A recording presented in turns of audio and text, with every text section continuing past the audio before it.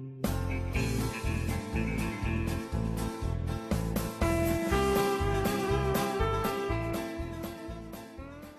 you ever been around someone who always brags about the things they have?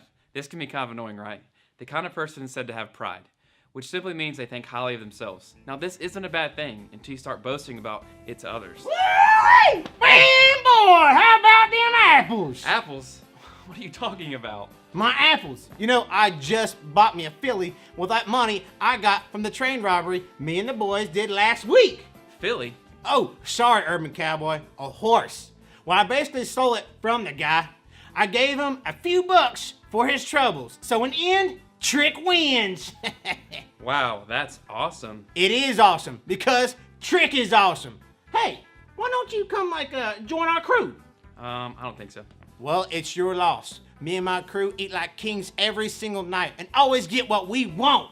Not to be mean, but y'all get what you want because you steal it from everybody else. That's not entirely true. As a matter of fact, I bought this here bandana the other day.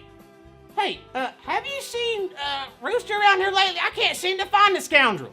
No, sorry, I haven't seen him. Has it ever occurred to you that maybe Rooster's keeping his distance?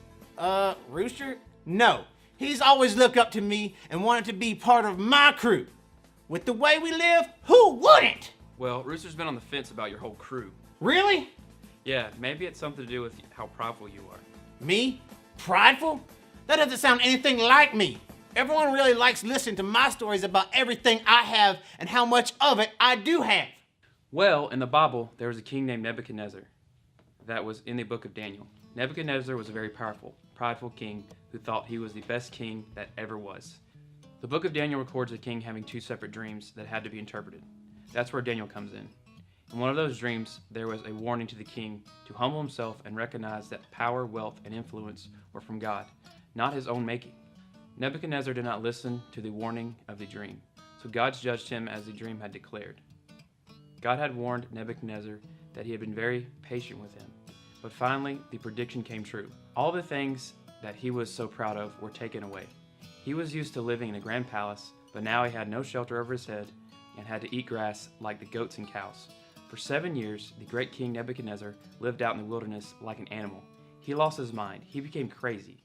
Without God, he was helpless. If we're proud of our own talents or abilities, looks or possessions, God may take those things away so we will see what is true. God is the only one who gives every good thing that we have.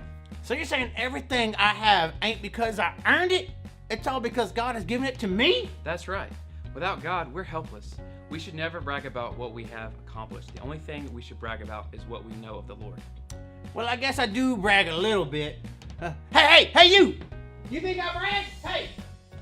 It's okay to tell your friends about the new video game or the new horse you just got, but don't boast about it to the point where you think you're better than your friends. God doesn't like those who brag about themselves, only to put others down. So be a saint, not a scoundrel.